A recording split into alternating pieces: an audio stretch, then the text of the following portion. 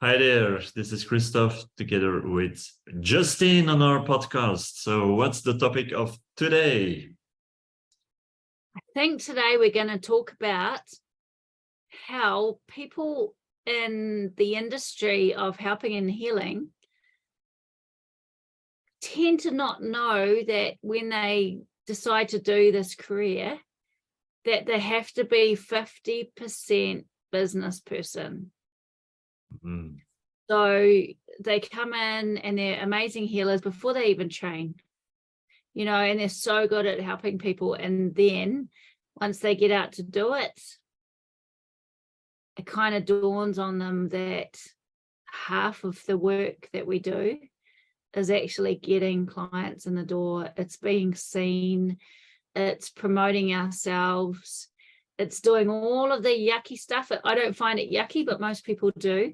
All of the stuff that actually gets us in front of people. So it's a good topic of conversation because, like I said,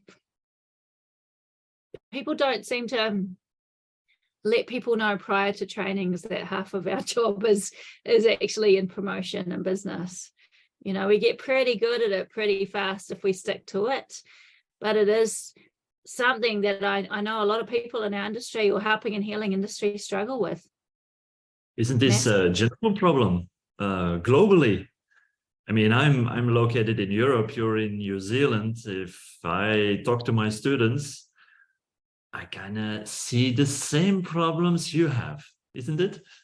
Yeah, totally. Yeah. And everyone wants to come in and they want to heal and get going, and see people. And it's like, but people aren't coming in. I haven't got clients. And there are lots of spiritual things and ideas that can actually hinder us quite a lot. And one of those is that if we're meant to be doing this, people will come. If we put it out to the universe, the clients will come. And yes, I do believe that totally is massively important. Like if our intention is that people come, it puts us into the right space for people to come. But what I find is myself, I made a deal with the universe that if I was going to be doing this work, then I had to have a minimum of 10 clients a week because I wasn't going to be a poor healer, or at least I wasn't going to be going out and doing this work and not being able to feed my kids, kind of thing. So I kind of made a deal with the universe. I'm only doing this if people come. But what I found was sitting in the knowledge of knowing that people were going to come, that feeling actually pushed me to make an email. And it pushed me to put myself on Facebook. And it pushed me to get out and talk about what I do. And it pushed me to get excited. So the idea of knowing that the universe was going to give me 10 clients, if I had 8, but I knew it had to be 10, and I'd become on universe, and then I'll go on Facebook and I go, I might as well just chuck an ad on. Do you know what I mean? And so that drive or that feeling of having to have that actually pushed me to take action. And so the idea of sitting back and learning something and going, they're all going to come because it's my job and I was destined to be a healer this time around. It doesn't seem to work in our world anymore. If people can't see us, if they don't know we're there, they don't come. The world's a very fast-paced world. Maybe in the olden days when you had this community of people and everyone in that community had a job, the men would go out and hunt. Maybe the woman would do this or however it worked. And then there was the healer or the shaman that was at the end over there in a tent or something, so that when you felt ill or sick, or maybe you had an attachment, all of these kind of things, you would go to the healer and the healer would work with you. Where we work, where we are these days, we do have that. We've got a doctor, so people feel sick, they go to the doctor, they go to the medical center. So we still have a similar kind of setup. But what we also have now is our modalities. But we need to actually be seen and be front of mind because it's a busy world. And so the whole idea of sitting back and the people will come is probably an offshoot from maybe our history going back thousands of years where that's what happened. as well as probably getting burned at the stake and all the other cool things that we would have gone through in the past, you know. But yeah, so now coming into this job, having that kind of mindset of people will just come actually stops a lot of amazing people with amazing abilities to help from never helping people. You know, the most amazing people, they're not out there, they don't get themselves out there.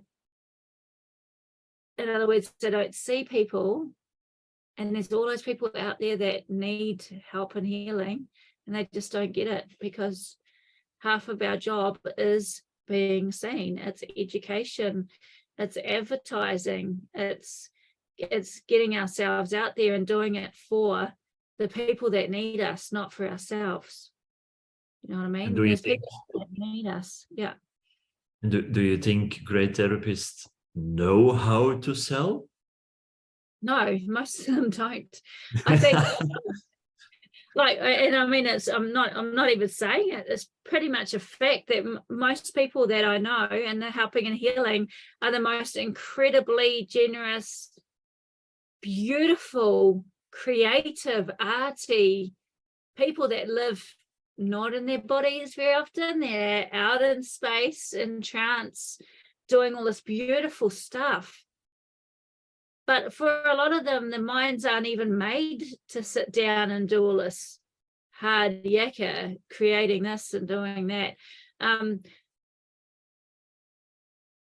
But in saying that, we all have the ability to do it. And like I said, if someone's not, you know, the kind of person that can get on a email and write blogs, but they're that kind of person, what's stopping them getting out and going into town and telling the whole world what they do, getting themselves out there? You know what I mean? It's the job. But I find, like I said, so many people sit back and hope that people will come.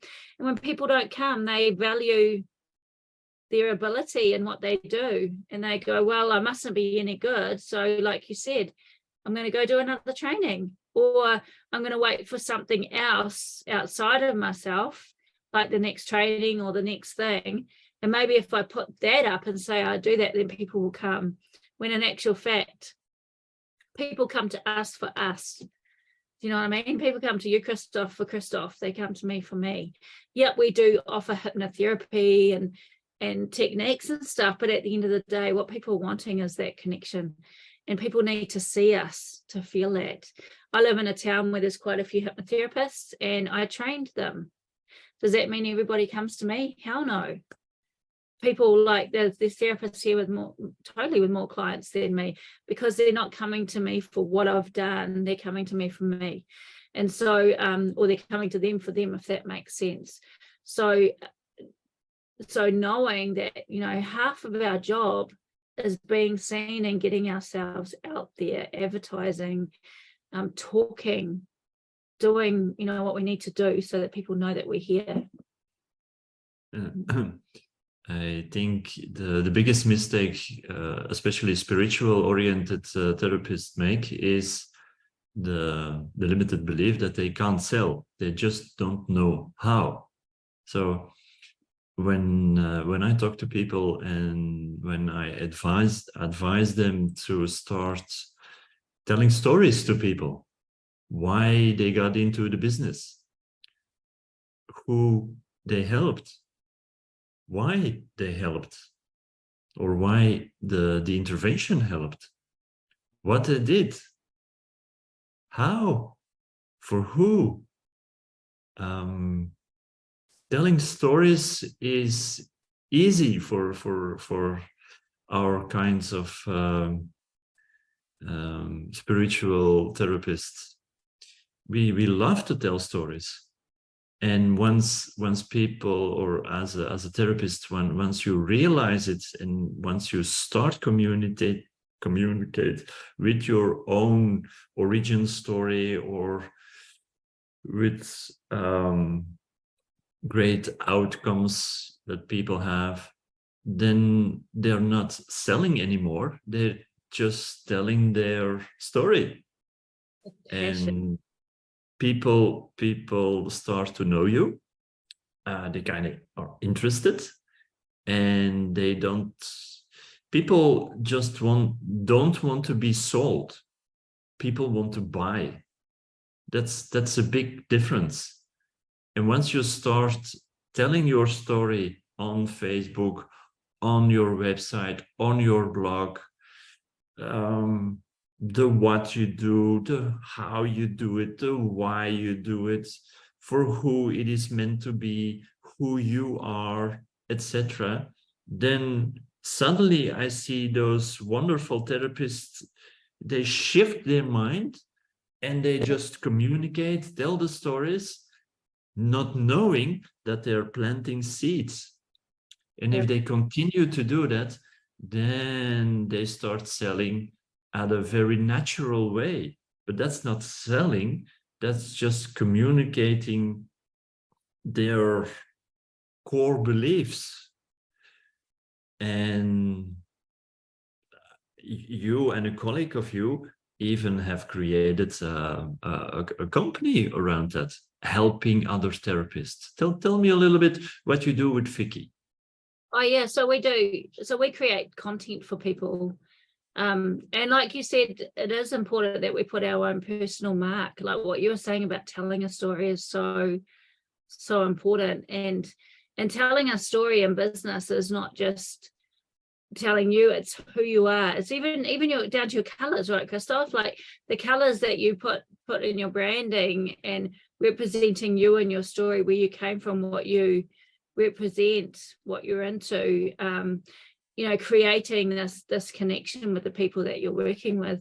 Yeah, so Vicky and I, my biggest problem that I had with, I've worked with, at one point we had 120 hypnotherapy businesses that we were working with to help grow their business. And what we found was the biggest struggle was, people just not getting themselves out there, not being seen, not being able to create content, not knowing what to say, not knowing where to put it, not knowing what to do. So we did create a solution for that. Like we created a business that creates content for people.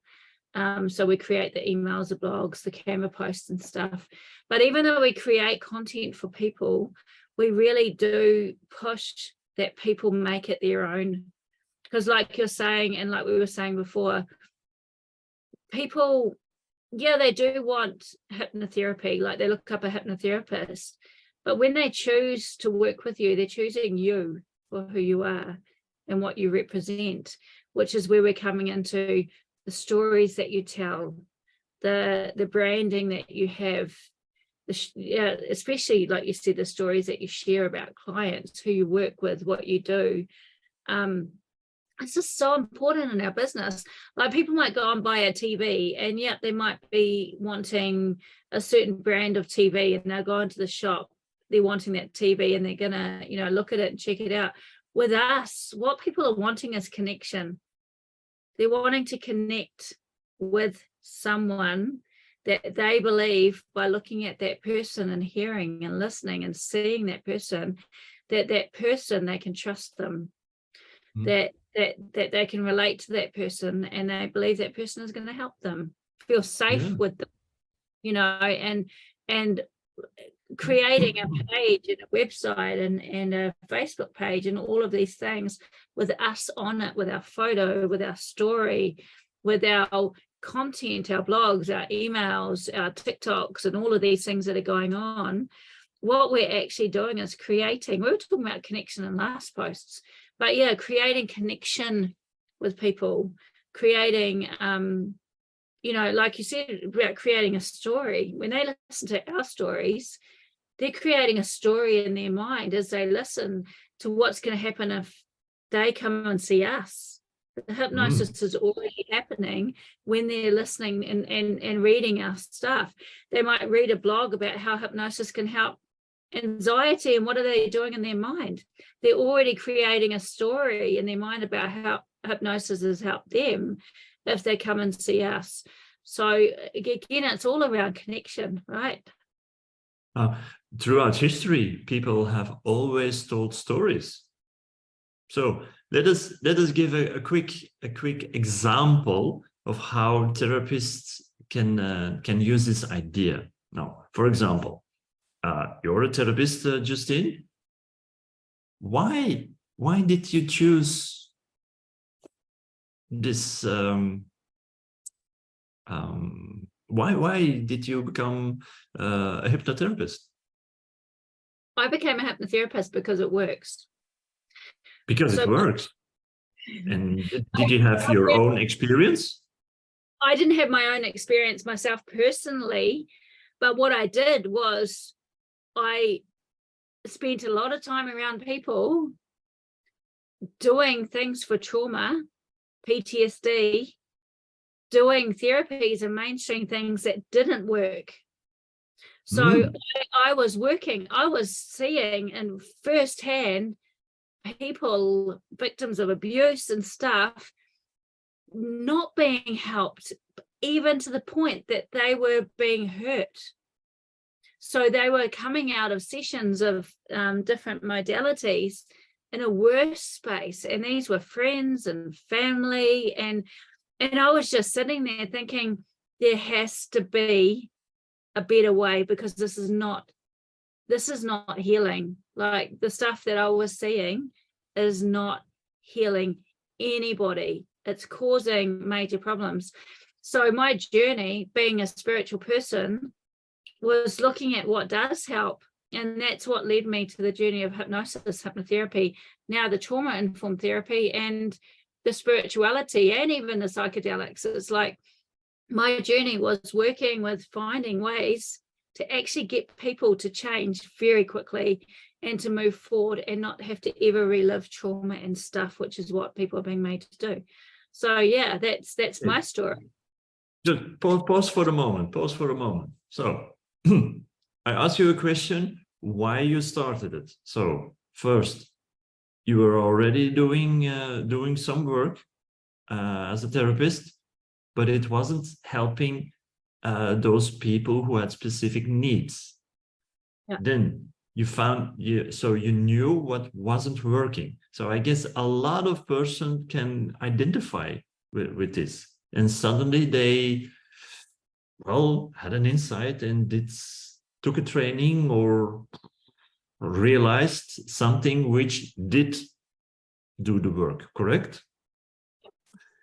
And that is your bridge. And after that, you just started implementing and doing the thing you did. And all went well. Clients were happy, you were happy, everyone is happy. So I guess everyone has her or his own origin story. Yeah. Why they suddenly started to do this form of therapy, whether it is spiritual hypnosis or plant-based medicine or whatever it is, and they implement it and it seems to work. So if therapist starts to communicate that story,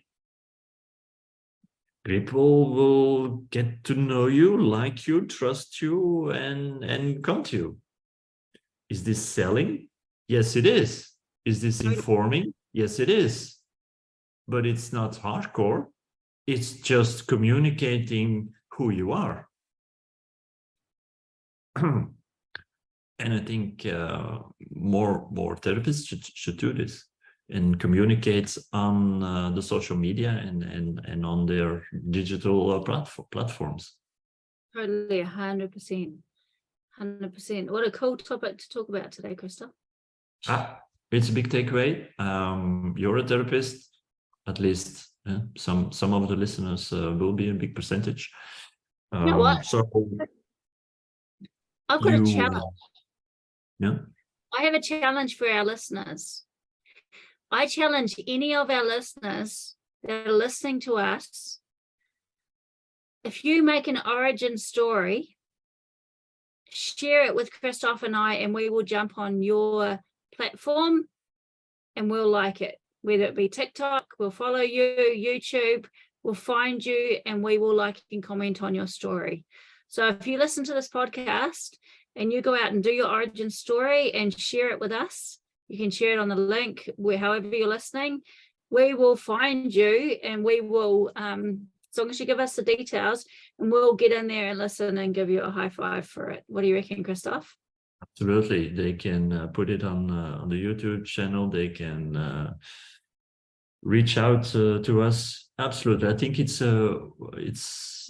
wonderful that that people actually can start doing stuff and sharing the origin story. Wow, how cool is that? Then we get to know the person on the other side. Yeah, absolutely. Oh, that sounds very cool. Oh, so see you next time. See you later.